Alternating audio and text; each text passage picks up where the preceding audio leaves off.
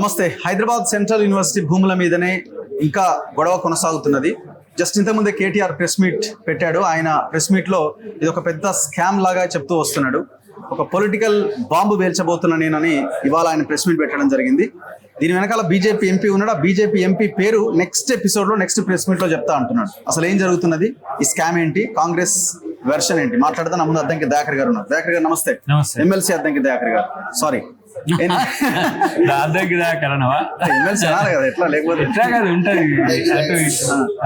So ఇప్పుడు KTR press meet అంటే ముందు ఆయన ప్రెస్ మీట్ కి ముందు చెప్పింది ఏంటంటే 2 రోజుల్లో బాంబు పేల్చబోతున్నాను. ఇప్పుడు అది మీకు ఆటం బాంబులా కనిపించిందా, హైడ్రోజన్ బాంబులా కనిపించిందా, ఎట్లాంటి బాంబుగా మిమ్మల్ని పూర్తిగా డిఫెన్స్ లోకి నెట్టేసిందా? ప్రెస్ మీట్ ఎట్లా భావిస్తున్నారు మీరు? తుస్సు బాంబు అది. ఎట్లా ఏం చెప్పిండు చెప్పు. 75 కోట్లు ఎక్సెస్ పెట్టి లోన్ తెచ్చిరని చెప్పిండు. ఐసిఐసిఐ బ్యాంకు అసలు కాని భూములని వీళ్ళు అమ్మిరని అన్నాడు. ఏదో ఒక ఏజెన్సీని పెట్టి మధ్యలో ఆ బీజేపీ ఎంపీ చెప్పిన ఏజెన్సీని పెట్టి మధ్యలో ఈ దందా చేసిరని అన్నాడు. ఇట్లా 4-5 అంశాలు చెప్పిండు కదా. 4-5 ఇన్వెస్టిగేటివ్ ఏజెన్సీస్ నేను కంప్లైంట్ చేయబోతున్నా అన్నాడు. ఇప్పుడు అవన్నీ పబ్లిక్ డొమైన్ లో ఉన్నాయనేది తెలుసా తెలియదు ఆయనకు? ఎప్పుడు ఆయన నీకు అలవాడు ఎట్లా నీకు ఇంటర్వ్యూ ఇయ్యాడు. కానీ ఇది పులకేసి 23-24 ఉంటాడు కదా. తుగ్లక్ కంటే చాలా కమెడియన్ కింగ్ ఉంటాడు. ఇప్పుడు ఈయన వల్ల పబ్లిక్ కన్ఫ్యూజ్ అవుతుంది. కానీ పబ్లిక్ డొమైన్ లో ఇవన్నీ ఉన్నాయి. ఇంతకుముందు చాలా మంది మిత్రులు అడిగితే మీరు ఇది దాచిండ్రు ఎందుకు అంటే దాచిండ్రా ఉంచిండ్రా అనేది తెలుసుకోవాలనే ఉద్దేశంతో. అయితే ఏంటంటే ఇప్పుడు ఈ 5,200 కోట్ల రూపాయలకు వచ్చే కమిషన్ ఈయనకు పోయి అక్కడి నుంచి మనోడు పిచ్చులు లేపుకుంటున్నాడు. ఇప్పుడు నువ్వు అయితే కమిషన్లు పోయినాయి అంటే ఈయనకు రాకుండా పోయింది. దీంట్లో బిల్లి రావెండుకో ఐఎంజీ భారత్ కి సంబంధించి వాళ్ళ డీల్ అది. ఇప్పుడు ఆయన చెప్పింది అన్యాపదేశంగా అదే. ఇప్పుడు ఇన్ని రకాల మీరు హైడ్రాకి సంబంధించిన చెరువులు, కుంటలు, వాటర్ బాడీస్ అన్నిటి దగ్గరికి చాలా దగ్గరికి పోయినావు కదా నువ్వు. ఇక్కడ ఏమేం తీసుకొని ఆయన వాళ్ళకి అలకేట్ చేసిండో ఇప్పుడు దీని దగ్గర కూడా కోర్టు ఒకవేళ మీరు గెలిస్తే కూడా నాకు ఇవ్వాలి, నేను గెలిస్తే నాకే విన్ విన్ సిచ్యువేషన్. ఇట్లాంటి దరిద్రపు సన్నాసులు వీళ్ళు బాంబులు అని చెప్తారు. మీ అవినీతి భాగోతం ఏంది, మీ కథ ఏంది? 4,23,000 ఎకరాల భూమిని సేకరించి హైదరాబాద్ పరిసర ప్రాంతాల్లోనే 50,000 కోట్ల రూపాయలు మీరు కలెక్ట్ చేసిన దరిద్రులు మీరు అవినీతి గురించి మాట్లాడతారు. ఇలా నేను అంటున్నా, కోర్టును మించి పోతుందా ప్రభుత్వం? కోర్టు ఉంది కదా, సుప్రీం కోర్టు ఉంది కదా. సుప్రీం కోర్టు చెప్పిన నామ్స్ ఉన్నాయి కదా, వాటిని బట్టే కదా మష్రూమ్ రాక్స్ ఫార్మేషన్ మీరు ప్రొటెక్ట్ చేయాలన్నది. తర్వాత పాండ్ ఉంది, దాంట్లో మీరు చిన్నవి ఉన్నాయి, మీరు దాన్ని ప్రొటెక్ట్ చేయాలన్నది చేస్తాం కదా. మరి ఎంపీ ఎవరో ఆ పేరు చెప్తే ఏం బాయ్, నీకు అవినీతి కనపడేది ఏంటో. ఇప్పుడు సిబిఐ కాంచి ఈడీ కాంచి పోయి అక్కడ పోయి ఎఫ్బిఐ కూడా అప్లై చేసుకో. నిన్ను నిజంగా కూడా మెంటల్ హాస్పిటల్ కేసు అనుకుంటారు. నిన్ను కూడా రకరకాలుగా వివిధ రకాల డాక్టర్లు చూపించాలనేది ఇప్పుడు అర్థమవుతుంది. ఇంకా మరి ఈయనకెవరు ఈ సుఖం, ఆయనకి ఎవరు సజెషన్స్ ఇస్తారో నాకు తెలుస్తలేదు. కానీ ఈరోజు నేను అంటున్నా 50,000 కోట్ల రూపాయలు. ఇప్పుడు నీకైతే సినీ పోలీసా ఏందది, నియో పోలీస్ ఎంత ఎకరం 100 కోట్లు ఎవడమ్మన్న నిన్ను ఎవడ బస్సు అమ్మని అమ్మిండ్రు మీరు? దేనికోసం అమ్మిండ్రు మీరు? అక్కడ బీసీలకు ఎస్సీలకు అప్పుడు ఎస్సీ ఎస్టీలకు ఇండ్లకు, బీసీలకు ఇండ్ల కోసం అని చెప్పి అలకేట్ చేయలేదా కాంగ్రెస్ పార్టీ? దాన్ని ఎందుకు అమ్మిండ్రు? అప్పుడు అమ్మితున్నట పరపతి. తెలంగాణ ప్రభుత్వం పరపతి పెరిగింది, తెలంగాణ ప్రజల పరపతి పెరిగింది, 1 ఎకరం 100 కోట్లు అని చెప్పి. ఇక్కడ అమ్మలేదు కదరా దరిద్రులారా. ఇది టీజీఐఏసీకి ట్రాన్స్ఫర్ అయ్యింది, టీజీఐఏసీ అలకేట్ చేస్తుంది. ఇక్కడ ఆయన అంటుండు 10,000 కోట్లు ఐసిఐసిఐ దీనికి సంబంధించి దాన్ని తనఖా పెట్టిందని. దీని విషయంలో ఐసిఐసిఐకి సంబంధించి కానీ ప్రభుత్వానికి సంబంధించి కానీ ఇప్పుడు నేను అడుగుతున్నా నిన్ను, అది ఏ భూమి ఇప్పుడు చెప్పు? నువ్వు ఇదంతా ఎపిసోడ్ చూసినావుగా, ఈ సన్నాసి రావణ్ ముచ్చడు కూడా విన్నావు కదా. ఇప్పుడు ఆ భూమిని తనఖా పెట్టి ఐసిఐసిఐ కాంచి 10,000 కోట్లు తెచ్చిందంటే మేము అంటే తప్పుగా ఇచ్చిరట మీకు లోన్. ఎవరు అట్లా బ్యాంక్ అట్లా ఇస్తుందా? సెబీ కంప్లైంట్ చేస్తా అంటున్నా. అట్లా ఇస్తుందా? ఏ బ్యాంక్ అయినా షెడ్యూల్డ్ బ్యాంక్ ఇస్తుందా అకార్డింగ్ టు బ్యాంక్ నామ్స్? లేకపోతే ఆర్బీఐ చట్టం ప్రకారం ప్రైవేట్ బ్యాంక్ ఇది ఒక పక్కన పెడదాం. ఇప్పుడు అది ఏ భూమి అని అంటున్నాడు ఆయన? అటవీ భూమి అంటున్నాడు. అటవీ భూమి అమ్మొచ్చా? అటవీ భూమి మనం తనఖా పెట్టొచ్చా? యూనివర్సిటీ ల్యాండ్ మనం తనఖా పెట్టొచ్చా? ఈ మాత్రం తెలివి లేని చచ్చు దద్దమ్మ. నేను అంటున్నా, నీకు దమ్ము ఉంటే, నీకు చేతనైతే పబ్లిక్ డొమైన్లో పెట్టిన అంశాల మీద కూడా నువ్వు మాట్లాడు. ఇలా అదేం మీలాగా క్లోజ్ డోర్లో ఆర్టీఐ యాక్ట్ను రద్దు చేసి డొమైన్స్ పక్కన పెట్టి డిపిఆర్ ఇంతవరకు కాళేశ్వరం దగ్గర కనబడుతుందా నీకు? అట్లా కాకుండా మేము ప్రతిదీ పారదర్శకంగా చేస్తున్నాం. ఇన్ని రోజులు ఏమేడు పేర్చిండు, వమ్మో పర్యావరణం పోతుంది, జీవావరణం పోతుంది, జింకలు చస్తున్నాయి అదే అన్నాడు కదా. మరి ఆ జింకలు చచ్చే ఈయన అట్లనే నీకు భారత్ రాష్ట్ర సమితి కదా మీది, గాడ బీజేపీ ప్రభుత్వము 2,72,000 ఎకరాల భూమిని సేకరించి 92,000 చెట్లను కూలుస్తున్నది. పోయి ఆడ కొట్లాడు. మరి అందరికి సహకారం ఉంది కదా అందులో. మీరు ఎవరి సహకారం? ఛత్తీస్గఢ్. మీరు కూడా ఛత్తీస్గఢ్ దామగుండం గురించి ఛత్తీస్గఢ్ నేను అనేది. ఇంత పోటుగాడు అక్కడ పులులు ఉన్నాయి, మీరు ఏలో పెట్టిన ఏనుగులు ఉన్నాయి, జింకలు ఉన్నాయి, నెమల్లే కాదు సకల సబ్బండ వర్గాల జీవరాశులు ఉన్నాయి ఆడ. మరి అక్కడ ఏదో పోయి కొట్లాడి ఇక్కడ 400 ఎకరాలు 60-70 ఎకరాలే కదా ఇప్పుడు ఏది మనం క్లీన్ చేసే పాయింట్ అంతా కూడా. ఇక్కడికే ప్రపంచం మొత్తం కింద పడిపోయినట్టు అరవ లక్ష్మణ అని చెప్పి కింద మీద పడుతున్నావు కదా. మరి 4,23,000 ఎకరాలు సేకరించారు మీరు. ఇదే మలన సాగర్ లేదంటే ఇదే కాళేశ్వరంలో ఎంతమంది చచ్చిపోయినారో మిడ్ మానేర్ నుంచి మీరు అంతా చూసిండ్రు కదా. అక్కడ మాత్రం లేదు. 13 గుంటల భూమి బ్యాగరి ఎవరు నరసింహ చనిపోతే, రెండోసారి తీసుకున్న చనిపోతే కనీసం మీ అయ్య పక్కన తలాపున్న ఈయన ఫామ్ హౌస్ పోయి కనీసం పరామర్శించని మీరు ఇలా ఏదో 1000 ఏనుగులు తిన్న రాబందు ఏదో దానికి పోయినట్టుగా ఇలాంటి నక్క వేషాలు మీరు వేసినా మిమ్మల్ని ఎవరు పట్టించుకోరు. అంత ధైర్యంగా అంత ధీమాగా ప్రెస్ మీట్లు పెట్టి మిమ్మల్ని సవాల్ చేస్తున్నారు. అరే ఇప్పుడు మీరే సైలెంట్ గా ఉన్నారు కదా. ఎవరు ఏం చేయలేని ఇదిగా ఫర్ ఎగ్జాంపుల్ ప్రాపగండా వాడికి ఇట్లా మాట్లాడతాడు, తెగించిన వాడికి తెగిడేలింగం అని వాడే బురద పూసుకొని తిరుగుతా ఉంటాడు. ఎవడు వాడిని ముట్టుకున్నా వానికి అంటుతుంది. ఇప్పుడు మీరు అందరు ఇప్పుడు ఆయన పట్టించుకోవాల్సిన పరిస్థితి వస్తున్నది కదా.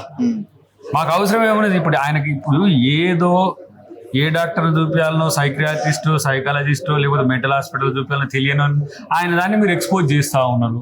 మరి సుప్రీంకోర్టును తప్పుదోవ పట్టిస్తున్న ఈయనేం చేయాలి? సుప్రీంకోర్టును తప్పుదోవ పట్టిస్తున్నారు. ఇవన్నీ కూడా బూమరాంగ్ చేస్తున్నారు కదా. ఇప్పుడు ఏది ఏఐతో క్రియేట్ చేసినాయి, అది యూనివర్సిటీ ల్యాండ్ అని చెప్పినాయి, ఫారెస్ట్ ల్యాండ్ అని చెప్పినాయి. నువ్వు కోర్టు ఇచ్చిన డిగ్రీని, కోర్టు ఇచ్చిన డైరెక్షన్, కోర్టు ఇచ్చిన తీర్పును తప్పుపడుతున్నావు కదా. ఇది కంటెంప్ట్ కాదా?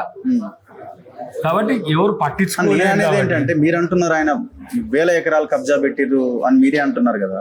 మరి ఇంతవరకు వాళ్ళ భూముల్లోకి మీరు కనీసం ఎంటర్ కూడా కాలేకపోతున్నారు. ఇప్పుడు నేనేమంటున్నా, అమేయ్ కుమార్ కి సంబంధించినది ఎట్లా జరుగుతున్నది? ఇప్పుడు నవీన్ మిట్టల్ మీ దగ్గరే ఉన్నాడు కదా. నవీన్ మిట్టల్ కాదు, అమేయ్ కుమార్ కాదు, ఇంక ఎవరైనా దాంట్లో ఎక్కడ భూముల మీద కంప్లైంట్స్ ఉన్నాయో వాటి మీద ఎంక్వైరీ జరుగుతుంది, దాని మీద ప్రాసిక్యూషన్ జరుగుతుంది. అన్నిటికంటే మిక్కిలి వాటికి సంబంధించి బాధ్యులు ఎవరైనా, కాళేశ్వరం బాధ్యులు ఎవరైనా అవుతుంది, భూములకు బాధ్యులు ఎవరైనా వస్తుంది, చెరువులకు బాధ్యులు ఎవరైనా వస్తారు. కాకపోతే ఇప్పుడు వీళ్ళ మీద కక్ష సాధింపు అని మీరు అంటారు ఒకటి, తర్వాత నేను కాదు కదా అరెస్ట్ చేసేది.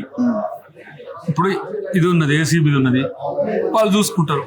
కాళేశ్వరం ఉన్నది, కమిషన్ రిపోర్ట్ వస్తుంది, అది ఒక 3 times సిట్టింగ్స్ అయినాయి. నెక్స్ట్ టైం వచ్చినప్పుడు వాటి పని చేస్తాయి. కానీ వాటి కోసమని వీళ్ళని మనం పట్టించుకోవడం కాదు. ఇగో ఇన్ని హామీలు ఇచ్చినాం, మీరే అంటారు కదా దరిద్రపు సన్నాసులు అందరూ కలిసి 420 హామీలు అంటారు కదా. మరి 420 హామీలు చేయాలంటే టైం మీలాగా ఒక్క హామీ కూడా నెరవేర్చకుండా చెప్పని హామీలన్నీ కుక్కలు, పందులు, గొర్రెలు, అది ఇప్పుడు వాళ్ళు కబ్జా చేసిన భూములకు సంబంధించిన అంశం కూడా ప్రజలకు సంబంధించిన విషయమే కదా. డెఫినెట్ గా ఉంటది. ఎందుకు తొందర? ముందెందుకు కూస్తుంది కోయిలన్నీ కూడా ముందు. ఓపెన్ గా విలేకరుల చిట్ చాట్ లో మాట్లాడుతున్నాడు. ఇవి నా ప్రెస్ మీట్ తర్వాత ఇంకో 2-3 కేసులు నా మీద పుట్అప్ చేస్తారు, పెట్టుకోమని ఎన్ని కేసులు పెట్టుకుంటారు ఆయన. 100 ప్రెస్ మీట్లు పెట్టుకోమని, 100 తుసుబాంబులు వేసుకోమని మాకు ఎందుకు రాగు ఆయనతో. ఇప్పుడు నువ్వు ప్రశ్న అడుగుతున్నావు కాబట్టి చెప్తున్నా, కానీ ఏంది మాకు ఆయనతో ఏం పని? ఈయన ఒక్కడి చాలు అలా పార్టీని బొందబెట్టడానికి. ఇప్పుడు ప్రెస్ మీట్ పార్టీని బొందబెట్టడానికి ఏముంది బొందబెట్టుడు కాకపోతే అర్థం పర్థం లేని పసలేని వాదనలతో ఏంది దాంట్లో స్టాండిటీ ఏందో చెప్పు, నాకు అర్థం కాలేదు. నువ్వు చెప్పు, నేనంతా మేధావిని కాదనుకున్నావు, నువ్వైతే ప్రెస్ మీట్ బాగా. దీంతో కేటీఆర్ సాధిస్తున్నది ఏంది, సాధించేది ఏంది? ఈ కేటీఆర్ కు సలహా ఇచ్చే సన్నాసిగాడు. ఇవేమన్నా పబ్లిక్ డొమైన్ లో పేపర్లు తీసుకొచ్చి బయట పెట్టి ఆరోపణలు చేసి రేపు నువ్వు కూడా వచ్చినావు అనుకో, మరి దాంట్లో అప్పుడు రఘు వాళ్ళతో మంచిగా ఉండట, ఆయనకు కూడా 500 ఎకరాల భూమి ఇచ్చిండట అని అన్నాడు అనుకో, తాడు లేదు పొంగరం లేని విమర్శకు పిచ్చోడు కాకపోతే మంచోడు అని ఎవడని అనుకుంటాడా? నువ్వు ఆలోచించి. అంటే ఇవన్నీ కూడా రాజకీయ ఆరోపణలు అని ఆయనే చెప్తున్నాడు. రాజకీయ ఆరోపణలు. ఇది మేజర్ కేటీఆర్ ప్రాపగండా ఏజెంట్ అయింది. కేటీఆర్ తోనే ప్రాపగండా చేస్తున్నారు వాళ్ళు.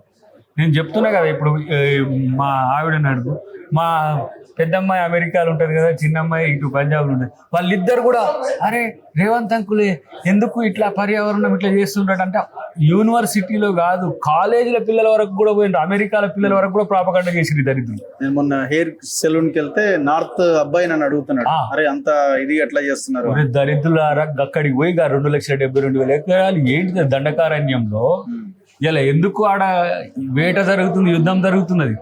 అదాని కంపెనీకి అవి క్లీన్ చేయడానికి ఇచ్చిండ్రు, మరి పోయి పోటుగాని కొట్టాడు మనం ఓ పెద్ద భారత రాష్ట్ర సమితిని పెట్టుకుంటారు. కాబట్టి ఎందుకు ఇంత ఇట్లాంటి ఇష్యూస్ ని టచ్ చేసి అనవసరంగా ఇట్లాంటి ఇష్యూస్ కాదు. ఇప్పుడు ఎవరిది అది భూమి లేదా, వేరే భూమి లేదా, వేరే భూమి అరే కోర్టు చెప్పినట్టు ఇందాం భయ్, మరి వీళ్ళదేంది దరిద్రులదేంది. ఇప్పుడు 23-24 ఎకరాలు ఎవరికో ఇచ్చిండ్రు హైరేజ్ కు, ఎట్లా ఇచ్చిండ్రు మరి అది వాళ్ళు ఇస్తారు, వాళ్ళు అట్లాంటి వాళ్ళే. మరి మీరు ఆ పని చేయొద్దు కదా. నేనేమంటున్నా అంటే దాన్ని ఇప్పటి వరకు ఇవ్వని దాన్ని ఇచ్చినామని చెప్పి అబద్ధాలు చెప్పే ఈ ఏదైతే బిల్లారంగా కేసులు ఉన్నాయో, బీజేపీ బిల్లారంగాలు, బీఆర్ఎస్ బిల్లారంగాలు పని ప్రజలు చూసుకుంటారు. ప్రజా కోర్టు ఉన్నది, ఇంతకుముందు మనోడు అంటుండు కదా ఈ కోర్టు కాదు ఆ కోర్టు. ప్రజా కోర్టులో పాతాళంలోకి దక్కితేనే మేము ఇంతవరకు బయటకు వెళ్తలే. ఇలాంటి పులకేస్తో స్టేట్మెంట్లు ఇప్పించి ప్రజల్ని గందరగోళం చేస్తారు. మాకు క్లారిటీ ఉన్నది. ఒకసారి ఏమో మీనాక్షి నటరాజన్ గారు రేవంత్ రెడ్డి గారిని ఏమో అన్నదంటారు, వాళ్ళ మంత్రులకి ఇష్టం లేదని, ఇదంతా గోబెల్ స్టార్ట్. ఆ గోబెల్ ఆమె హెచ్సికే ఇవ్వాలి భూములు అని ఆల్రెడీ డిసైడ్ అయింది అన్నది వాస్తవం కదా.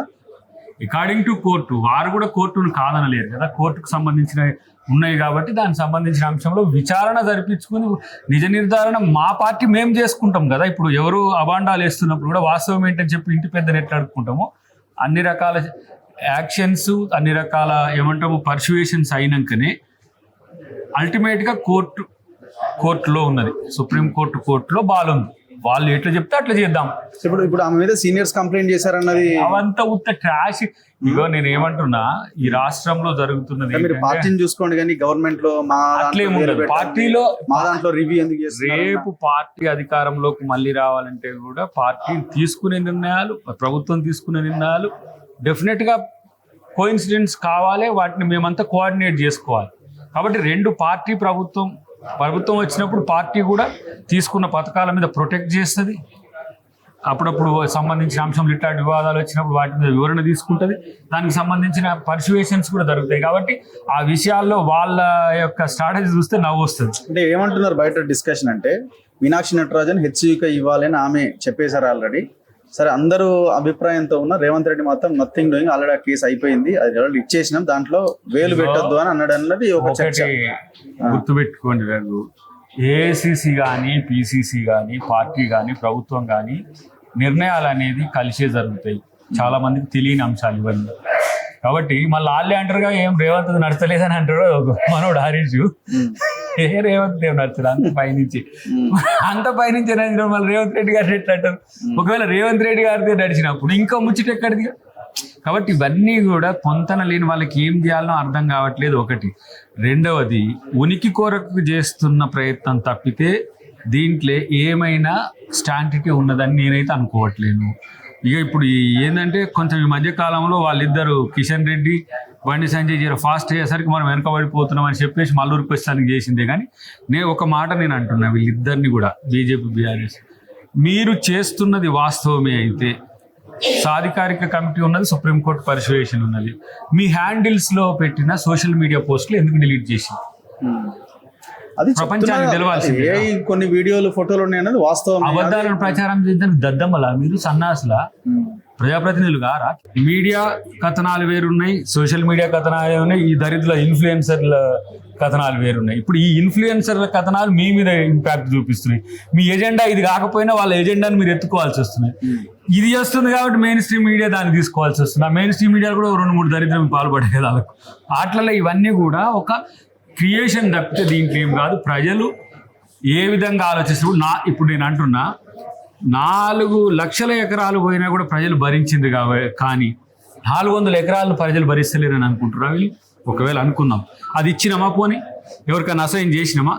చేయకముందే ఇలాంటి రాద్ధాంతాలు క్రియేట్ చేయడం వెనుక ఆధిపత్య పోరు తప్పితే బీజేపీ బీఆర్ఎస్ మధ్యన ఇంకొకటి కాదు. ఇంకోటి ఏమంటాడు, బీజేపీ వాళ్ళు బీఆర్ఎస్ వాళ్ళు ఒకడే ఎంపీనే సహకరించిండటని ఒకడు అంటాడు, మరి ఇంకొకటి ఏమంటాడు వీళ్ళే మీరు వెనకబడిపోతారు జర మీరే లేవురని చెప్పి కాంగ్రెస్ వాళ్ళు లేపు. ఇదంతా కూడా బ్లేమ్ గేము, మైండ్ గేము, ఇదంతా పొలిటికల్ గేమ్. కానీ ప్రజలకు కావాల్సింది వాస్తవం.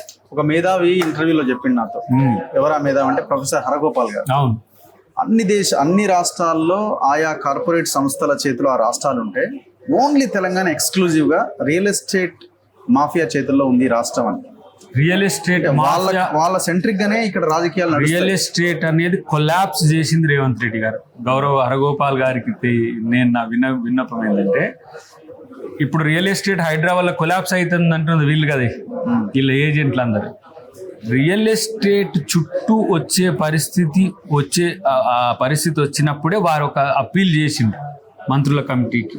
ఇంకా కమిటీ కాలే, బట్టి గారికి, పొంగులేటి గారు, శ్రీరాబాబు గారు కూర్చున్న రోజు, ఇది ప్రభుత్వ భూమి అయినా మీరు యూనివర్సిటీకి ఇవ్వండి అని అప్పీల్ చేసి వచ్చింది వారు. విశ్వేశ్వరరెడ్డి గారు తెలుసు కదా, ఆయన బీజేపీ ఎంపీనే కదా. ఆయన ఈ ఇష్యూను ధర్మేంద్ర ప్రధాన్కి ఇంకో మంత్రికి తీసుకుపోయి విన్నవించినప్పుడు, అది ప్రభుత్వ భూమే కానీ మనం అది ఎడ్యుకేషన్ హబ్గా మార్చమని ముఖ్యమంత్రిని కోరుదాం, మనం పర్సువేషన్లో మనం కూడా లేఖలు రాద్దామని చెప్పి విశ్వేశ్వరరెడ్డి గారు, మీరు విశ్వేశ్వరరెడ్డి గారు ఒక ఇంటర్వ్యూ తీసుకోండి. వాస్తవం ఆయనైతే అబద్ధం ఆడతానికి కొంచెం ఇబ్బంది పడతాడు, అబద్ధం అంత తొందరగా ఆడలేడు, చాలా కష్టపడితే ఆయన అబద్ధం ఆడతాడు. ఆయన అడుగు చెప్తారు. హరగోపాల్ గారు కానీ, కోదండరామ్ గారు కానీ, లేదంటే సివిల్ సొసైటీలు ఎవరైనా బెటర్ హైదరాబాద్ కొరకు కొట్టాడుతున్న ఏవైతే ఎన్జిఓస్ ఉన్నాయో అవి కానీ, మేము చేస్తున్న పని ఇప్పుడు మూసి ఉంది, మూసి ప్రక్షాళన అనేది అందరు కోరుకున్నది, చేస్తామంటే దానికి అడ్డం పడ్డారు. చెరువుల పరిరక్షణ ఉండాలి, చెరువుల పరిరక్షణ కాకపోతే బజారు చెరువులు అవుతున్నాయని అన్నారు. చెరువుల పరిరక్షణ కొరకు హైడ్రా వస్తే అది అవినీతినే చేసిండ్రు. ఇప్పుడు ఈ హైదరాబాద్కు సంబంధించిన గచ్చిబౌలి భూములకు సంబంధించి వచ్చినప్పుడు యూనివర్సిటీ భూములు అని చెప్పి అట్లా బదనాం చేసిండు. అది కాకుండా ఫారెస్ట్ని ఎట్లా తీసేస్తారు, డీప్ ఫారెస్ట్ అని చెప్పి అట్లా బదనాం చేసిండు. ఏది ఏమైనా ప్రజాస్వామ్యయుత పరిపాలన అందించేందుకు రేవంత్ గారు వారు నిజంగా చెప్పాలంటే ఆ క్లచెస్లో కేసీఆర్ రియల్ ఎస్టేట్ క్లచెస్లో ఇరికి ఉండే, స్వయాన రియల్ ఎస్టేట్ సంబంధాలు ఉన్న రేవంత్ రెడ్డి గారు దాని నుంచి బయటపడేందుకు ఒక ప్రయత్నం చేస్తారు. వాళ్ళ మిత్రులు మీకు మిత్రులే, మీ పార్టీలో ఉన్న వాళ్ళకి రావచ్చు. వ్యాపారవేత్తలు ఎప్పుడైనా ప్రభుత్వాలతో సంబంధాలు ఉంటాయి, ఏ ప్రభుత్వంతోనైనా అదే మెయింటైన్ చేస్తారు. కానీ ప్రజాకోణం నుంచి పరిపాలన చేయడానికి ఆ క్లచెస్ని క్రియేట్ చేసిన దాన్ని తెంచుకొని రావాల్సిన సందర్భం వస్తున్నది. నేనేమంటున్నానంటే, పూర్తిగా వాళ్ళ మాదిరిగా మేము మారితే కూడా మాకు వాళ్ళకి తేడా ఏటుంటుంది అనేది ఒకటి ఉంటుంది. కానీ ఆ ట్రాన్స్ఫర్మేషన్ టైం పడుతుంది. కాకపోతే వీళ్ళు బలమైన శక్తిగా ఉన్నారు. మీరు అన్నట్టుగా సోకాల్ రియల్ ఎస్టేట్ ఏమంటాము టీమో దాన్ని ఏమో దందా ఉంటుంది కదా, అంతా ఇప్పుడు ఈ హైడ్రాను మొత్తం బూమ్రంగ్ చేసింది వాళ్ళే. హైదరాబాద్ ఎలక్షన్స్ లో గెలవరు, మీరు హైడ్రా దానికి సంబంధించిన అంతా కూడా కూల్చివేస్తారు, పేదలకు కూల్చివేస్తారు. మూసీ కాడ ఒక్క ఇల్లు కూల్చకపోయినా కూడా మూసీలో మొత్తం కూల్చివేతలు చేస్తారు. ఎందుకంటే మూసీ నిన్న నేను పోయినాం కదా ఏడికి సబర్మతికి, ఆ పక్కనే మన ఏఐసిసి మీటింగ్ కూడా అయింది. ఎంత బ్యూటిఫుల్ గా వాళ్ళు కట్టుకున్నారు, నదికి ఊరికి సంబంధం లేకుండా, పాసెస్ కూడా మంచిగా, బ్రిడ్జెస్ ఎక్కడ కూడా ట్రాఫిక్ జామ్స్ లేకుండా. వాళ్ళైతేనేమో సబర్మతి దగ్గర అట్లా కట్టుకోవచ్చు, మనం మూసికాడ కట్టుకుంటే మొత్తం నష్టం అవుతుంది. ఆడ రియల్ ఎస్టేట్ కూడా అయి ఉంది ఆ మూసీకి ఇరు ప్రాంతాల్లో. అప్పుడు వీళ్ళకేడే సమస్య వస్తుందని చెప్పి ఒక టాప్ లెవెల్ ఉండే తప్పితే హరగోపాల్ గారు అనుకున్నట్టుగా రియల్ ఎస్టేట్ మేము కబ్జాలో ఉండదు. మిమ్మల్ని ఒక్కరిని అనలేదు ఆయన, ఓవరాల్ గా రాజ్యం అనేది అట్లా మీన్స్ మేము మాకే అన్వయించుకుంటాం. ఇప్పుడు మాకు ఆయన సానుకూలంగా పనిచేసిన వ్యవస్థ ఉన్నది కాబట్టి హరగోపాల్ గారు కానీ లేకపోతే మీలాంటి మీడియా మిత్రులు కానీ మా కొరకు చేయలే. అప్పుడున్న ప్రభుత్వాన్ని వ్యతిరేకిస్తూ చేయండి, కాంగ్రెస్ ప్రభుత్వానికి అనుకూలంగా ఏం చేయాలి.